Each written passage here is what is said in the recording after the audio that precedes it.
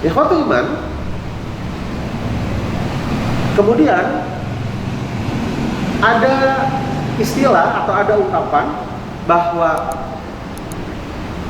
masa gara-gara pagi hari melaksanakan Id yang hukumnya sunnah, kemudian siang Jumatan menjadi kalah, gitu kan, wajib nih. Jadi anu wajib elehku sunnah. Kalau kemudian berpikir sistem atau cara komparasi seperti itu, yang dikhawatirkan adalah ya kita lihat misalnya safar itu hukumnya mubah, tapi sholat wajib jadi bisa dikosong. Punya anu wajib dialihkan kudu mubah kan begitu. Jadi bukan masalah kalah menang di sini, bukan. Tapi inilah syariat, inilah ibadah. Tapi kalau pemikirannya gini, Id mah pagi, Jumat mah siang, beda waktu. Kok bisa seperti itu gitu? Kita tidak mengambil Jumat. Iya, makanya saya tegaskan inilah ibadah. Jadi ibadah itu bukan apa namanya, bukan nalar ya, bukan masuk akal, bukan kesana gitu. Tapi ibadah itu adalah sebuah ketaatan. Gitu. Nah, terakhir, ketika pada masa Ibnu Zubair atau mengatakan begini, bahwa telah terjadi istama'a yaumul jum'atin wa yaumul fitrin ala ahdi bani Zubair. Pada zaman Ibnu Zubair telah terjadi Jumat itu bersamaan dengan Id. Faqala idani istama'a fi yaumin wahidin fajama'ahuma jami'an. Kemudian dikatakan bahwa Id sudah bersama antara Jumat dengan Idul Fitri dalam satu waktu, maka kami menggabungkan keduanya. Fasallahuma raqatain bukratan, pagi-pagi kita salat Id, lam yazid alaihima hatta salat asar. Dan kami tidak pernah menambah salat kecuali sampai dengan asar. Kemudian kita pertegas satu lagi hadisnya, masih dari Atta. Falam yakhruj. Nah, ini ketika Ibnu Zubair dilaporkan ya oleh para sahabat yang lain karena beliau tidak keluar untuk sholat bersama kami, maka sampai kemudian kami mengatakan fasalaina wuhdana, kami sholat masing-masing sendiri-sendiri. Wa kana Ibnu Abbas bi Thaif, ketika Ibnu Abbas bi Thaif dilaporkan, kemudian Ibnu Abbas menjawab bahwa perilaku Ibnu Zubair itu adalah sesuai sunnah. Jadi hadis ini menjelaskan begini, jamaah datang Jumatan, Ibnu Zubair ada pagi-pagi sebetulnya ikut Id karena dulu imamnya. Tempo Jumatan ya hadir, gitu. Jamaah sudah menunggu. Ini maksudnya begini, itu dibejati Ibnu Zubair gitu loh, maksudnya bahwa Jumatan teh boleh tidak dilaksanakan atau maksudnya rukhsah begitu loh. Karena jamaah menunggu, mencurang mah kesel gitu. Fasalaina wuhdana, maka kami sholat sendiri-sendiri. Nah, wuhdana di sini ditafsirkannya variasi. Ada yang sholat Jumatan sendiri, ngangkat imam sendiri. Ada yang kembali ke sholat duhur, sorangan-sorangan. Ini juga masih sama ya, belum bisa menafsirkan sholat apa nih wuhdanan itu, gitu kan? Kemudian ketika Ibnu Abbas itu dilaporkan ke Ibnu Abbas, maka jawaban Ibnu Abbas ashabah sunnah. Terus benar Ibnu Zubair sesuai sunnah karena beliau datang itu pas waktu asar. Berdasarkan pada dua hadis ini, maka kesimpulannya ketika seseorang meninggalkan Jumatan karena rukhsah, maka tidak ada duhur. Makanya langsung sholat asar gitu. Nah nanti ya, kebetulan ya kalau tidak ada perubahan tanggal 31 Juli nanti pas bertepatan dengan Idul Adha itu pas waktu Jumat. Ya, kalau kebetulan nih para petugas pemotong kurban udhiyah ini pagi-pagi masih sibuk sampai menjelang Jumatan dan tidak Jumatan, ya sholatnya nanti saja pas waktu asar. Nah pertanyaannya, atumannya tuh sholat duhur, sholat naon atuh kan begitu. Nah justru ini masalahnya kalau kita sholat duhur jadi kebingungan karena duhur itu sejak diperintahkan Jumatnya sudah tidak ada bagi laki-laki yang sehat, laki-laki yang balik. Makanya kata Rasulullah, al-Jum'atu hakun wajibun ala kulli muslim. Jumat itu adalah sesuatu yang sangat wajib bagi setiap muslim, illa arba'ah, kecuali ada 4 kelompok. Abdul Mamluk, sama sahaya, sobi, anak kecil, ma'ah, perempuan gitu kan. Kemudian mari laki-laki yang sakit. Nah bagi 4 ini tetap duhur, gitu, tetap melaksanakan duhur. Nah sekarang ada orang sehat nih, laki-laki balik sehat, dia meninggalkan Jumat, tapi bukan karena sakit. Gitu kan? Bukan karena sakit. Kalau karena sakit, beliau harus zuhur. Tapi karena yang bukan karena sakit, karena rukhsah, maka tidak ada kembali kepada zuhur. Jadi dia tidak melaksanakan apapun ketika di waktu Jumat gitu saja. Ya justru kalau kita melaksanakan zuhur harus pakai dalil. Karena zuhur tidak ada bagi laki-laki yang balik yang sehat pada waktu Jumat. Jadi pada hakikatnya di hari Jumat itu tidak ada zuhur karena hari Jumat itu ya dipakai oleh waktu Jumat gitu ya saudara. Jadi zuhur itu emang tidak ada kalau di hari Jumat. Tidak ada bagi laki-laki yang balik, laki-laki yang sehat gitu. Jadi waktu Jumat itu bagi laki-laki yang balik yang sehat adalah sholat Jumat. Sekarang Jumatannya dirukhsahkan, bukan karena sakit. Berarti tidak ada kewajiban zuhur. Dan justru pertanyaannya, nah jadi ujung-ujungnya zuhur. Dan tidak ada hubungan dengan zuhur, kan begitu. Nah, ikhwatul iman, itulah sedikit ya tentang kronologis Jumatan yang kemudian disambung dengan bagaimana ketika menyikapi Id, dua Id bersamaan dalam satu waktu, baik Idul Fitri dengan Idul Jum'ah atau Idul Jum'ah dengan Idul Adha, gitu ya. Baik, sementara itu dulu. Barangkali nanti ada 1-2 pertanyaan, silakan. Baik, kesimpulan yang bisa didapatkan dari pembahasan tadi, bahwasanya Jumat itu ditentukan atau diperintahkan oleh Allah Subhanahu wa taala bukan ketika masa Nabi Muhammad menjabat 13 tahun di Mekah dari kita tadi. Tapi waktu Jumat itu diperintahkan oleh Allah ketika Nabi hijrah ke Yasrib atau sekarang kita kenal dengan kota Madinah. Nah, itu adalah poin yang paling penting. Itu asal mula di mana waktu Jumat diperintahkan oleh Allah Subhanahu wa taala. Tapi ada muncul pertanyaan tadi bahwasanya orang-orang jahiliyah menyebut Jumat itu adalah Aruba. Ya. Aruba. Kalau misalkan boleh tahu, dari mana asal usul penyebutan orang-orang jahiliyah terhadap Jumat ini menjadi Aruba? Enggak, karena begini. Sebelum Rasulullah hadir juga sudah ada istilah itu. Dan itu adalah penamaan versi mereka. Dengan latar belakang ya sesuai dengan versi mereka. Nah, kan Rasulullah itu tidak apa namanya? Sangat tidak senang kalau segala sesuatu itu sama gitu dengan mereka. Iya, betul Ustaz. Jadi baik dalam segala hal itu sama gitu. Makanya Rasulullah suka begini. Khaliful Yahud, Khaliful Nasara gitu kan. Khaliful Majus, sing beda jeung Yahudi, Nasrani, Majusi sing beda urang gitu. Makanya ketika masuk penamaan hari, Rasulullah menamai dengan nama-nama sesuai penamaannya. Ahad, Itsnain, Al-Thulaqa, Al-Arbi'a, Al-Khamis. Nah, untuk Jumat khusus tidak dinamai As-Sittah atau As-Sadis, tapi dinamai dengan Al-Jum'ah. Terus di pembahasan tadi ada beberapa poin yang paling penting yang sangat menarik, bahwasanya kita umatnya Nabi Muhammad adalah golongan terakhir ketika masa kenabian gitu ya. Tapi ketika nanti dihisab, maka kita adalah golongan yang paling pertama dihisab oleh Allah Subhanahu wa taala. Itu adalah kespesialan yang Allah berikan kepada kita sebagai umat Nabi Muhammad berarti ya Sadeh.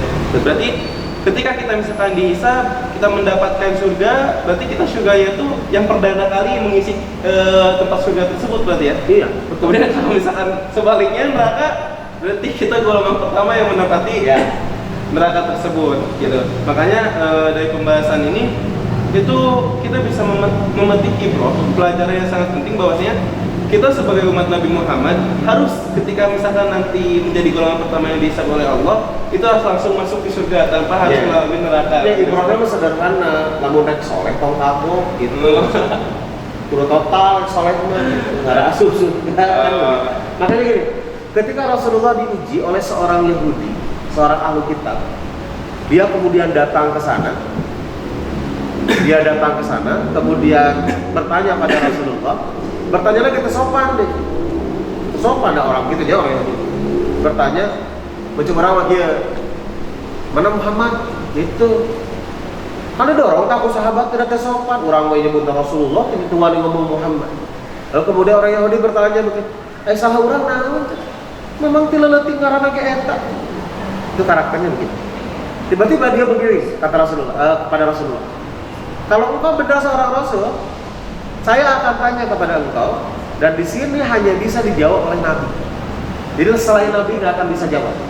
Jadi dalam ciri Rasul harus bisa jawab pertanyaan.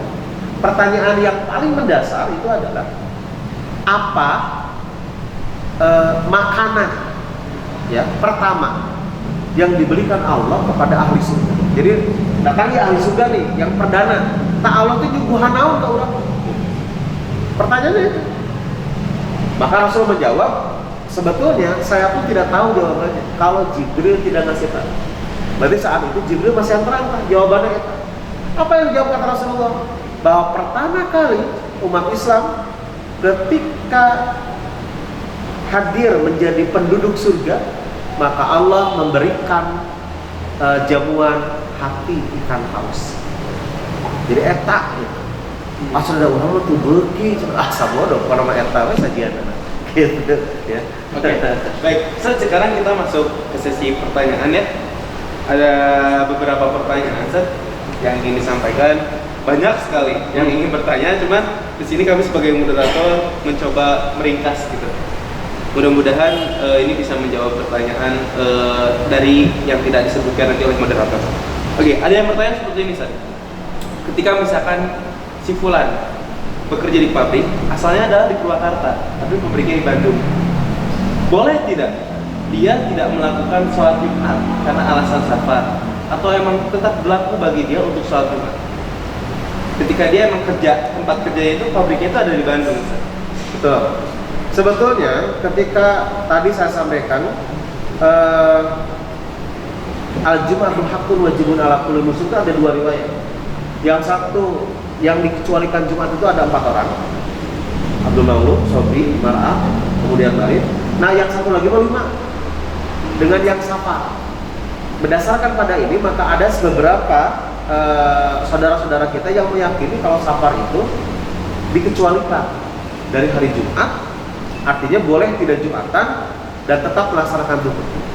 Bukan boleh tidak Jumatan, jangan Jumatan justru. Jadi salat zuhur karena berdasarkan riwayat ini. Tapi para ulama dalam Islam tidak meyakini hadis ini sahih, sehingga menetapkan bahwa ketika seseorang safar pada hari Jumat, di mana aja anggapnya Jumatan. Gitu. Pokoknya mau kemana pun ketika safar tetap harus Jumatan, walaupun hanya 2 orang. Gitu. Nah, kemudian menemukan dalam dalil yang lain.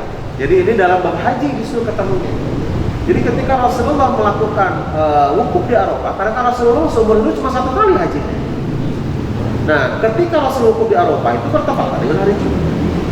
Dan Rasulullah tidak melaksanakan Jumatan, tapi yang dilakukan adalah khutbah Arafah dan melaksanakan salat jamak qashar. Berdasarkan hal itu, maka jamak qasharnya Rasulullah itu karena memang Rasulullah safar. Karena Rasulullah orang Madinah, walaupun lahir di Mekah, gitu kan? Tapi ke Mekah kan nganjang gitu kan, posisinya safar. Maka Rasulullah melaksanakan jamak qashar.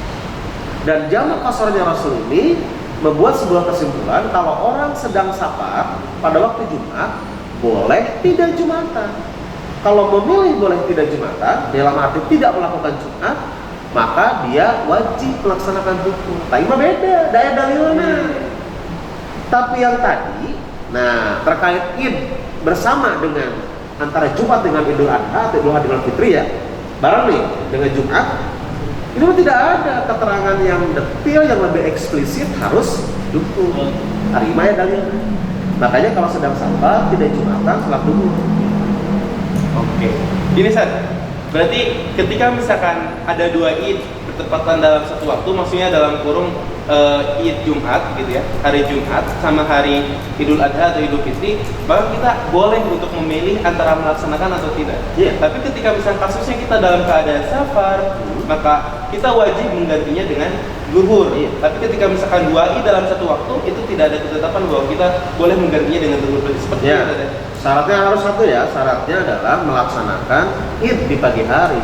Tapi yang kita sholat Id mau habis, tetap. Misalkan tiduran gitu. Oke, baik. Terus kemudian ada pertanyaan, Sat.